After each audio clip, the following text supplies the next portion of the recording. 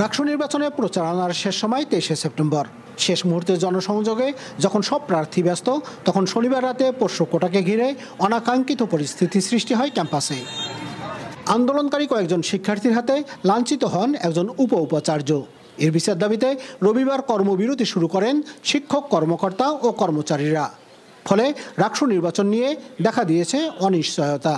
শিক্ষার্থীদের মধ্যে তারা একটু সংখ্যা ভয় সৃষ্টি হচ্ছে যে আসলে এতদিন পরে রাকসু নির্বাচন হতে যাওয়া, এই নির্বাচন আসলে হবে কিনা। এখানে যারা ভোটাররা আছেন তারা কিন্তু এখন শঙ্কার মধ্যে আছেন। পোষ্য কোটা বা আবার আন্দোলন বা অস্থিতিশীল একটা ক্যাম্পাস, এই ধরনের দুশ্চিন্তাতে বেশি মগ্ন। হঠাৎ করে পোষ্য কোটা ইস্যুটাকে সামনে নিয়ে আসাই রাকসু বানচালের একটা ষড়যন্ত্র। তবে শিক্ষক, কর্মকর্তারা বলছেন তাদের দাবির সাথে রাকসু নির্বাচনের কোনো সম্পর্ক নেই।